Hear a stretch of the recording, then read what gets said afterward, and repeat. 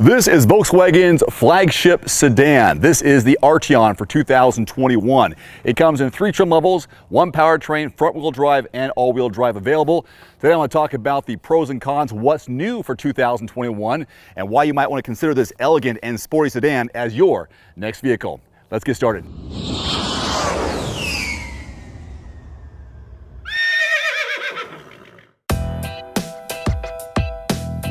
So the Arteon is refreshed and significantly upgraded for 2021. A sharper exterior design and premium interior upgrades lead the changes, while a complement of state-of-the-art technology is newly available or now offered as standard equipment alongside hallmark Volkswagen driving dynamics. As I mentioned, 1 powertrain, 3 trim levels, SE, SEL, and SEL Premium. The powertrain of this German sedan is a 2-liter turbocharged 4-cylinder made to an 8-speed automatic transmission, 268 horsepower, 258 pound-feet of torque. Front-wheel drive on the first 2 trim levels, all-wheel drive standard on the SEL Premium. It does come with different drive modes. Sport mode is my favorite especially. I'll give you a demonstration of that coming up real soon. The refreshed Arteon features a refined front end with sharpened design elements and a redesigned cockpit with upgraded decor and technology.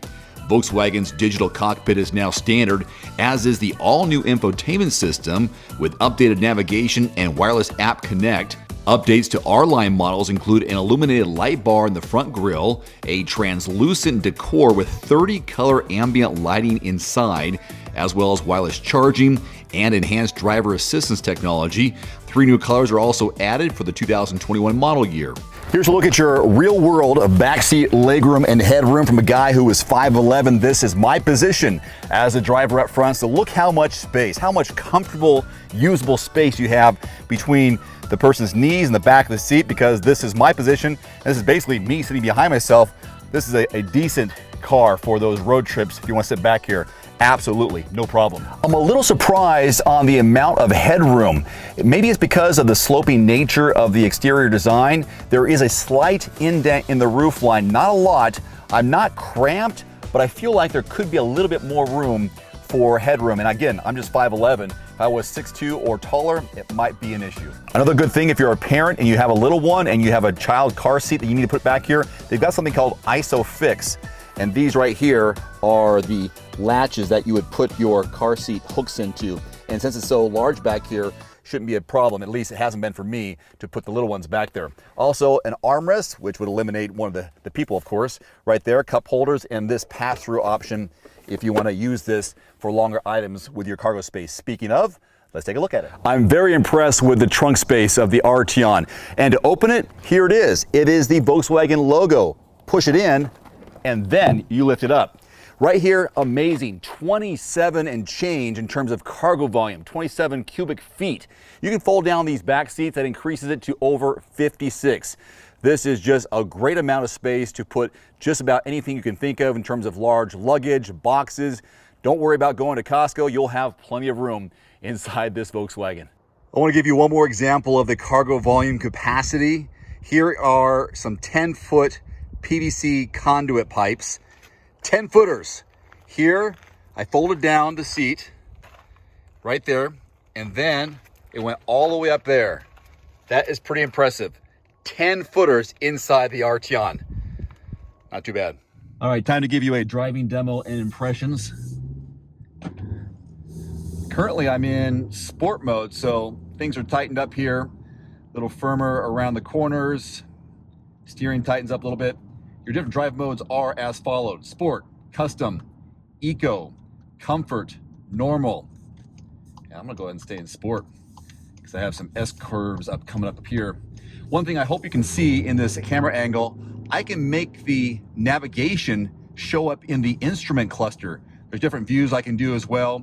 This does have Apple CarPlay, which I don't have hooked up right now. There's this speedometer, the trip counter. Yeah, it's pretty cool to have that right there in front of me versus having it on the infotainment screen where I want to showcase what is on the radio or what's on my phone. Also, of course, speeds in here too. So look at this. What a nice, smooth drive around these corners. Beautiful. No heads-up display, not on our trim level. This is the base trim level of all 3. Some people ask me, hey, why do you always do the top trim level? Well, that's what they send me. In this case, I have the SE. Otherwise, there's the SEL and of course the SEL Premium. I've had the Arteon in the past, and I remember thinking when I first got it, without looking at the emblem, well, that looks like an Audi, or that does not say Volkswagen, which I think speaks volumes to how well designed this vehicle is. And I don't have a preconceived notion after looking at it going, oh, that's obviously a Mazda, or that's obviously, you know, a Ford vehicle.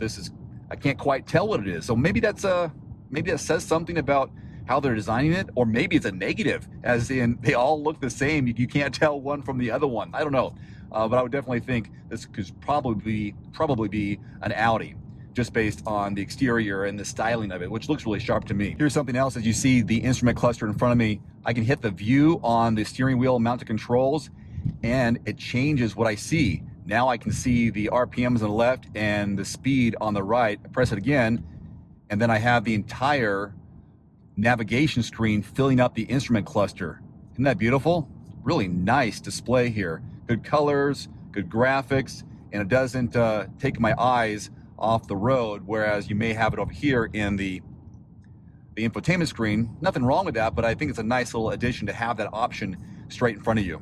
Also, with the buttons on the steering wheel, you can zoom in to the navigation or pull out and see a wider view of where you're going or where you are in your city or state. Isn't that kind of cool? All right there on the steering wheel.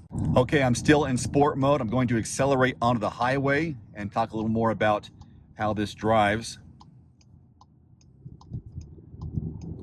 Punch it a little bit. Yeah, I can hear some of the engine noise, but that turbo really picks up, doesn't it? That was fast. It felt good. It felt controlled. A smooth, up to speed acceleration.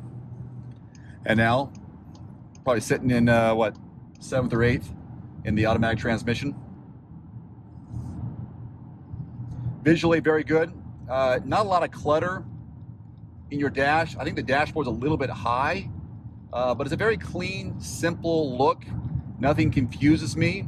And I think with any kind of car, the learning curve doesn't take that long to get used to what you need and what you will use while you're driving. Volkswagen offers basic and powertrain warranties for 4 years or 50,000 miles. That's better coverage than most other automakers provide, but the powertrain coverage is a bit shorter. Volkswagen also includes the first 2 years of scheduled maintenance for free. So your MSRP range on this Arteon for 2021 between $37,000 and roughly $47,000. It is definitely worth a look and absolutely a test drive. Until next time, I'm Dave Erickson. Thank you so much for watching. See you next time. Adios. Thanks for watching. Please click subscribe and give us a thumbs up. See you next time.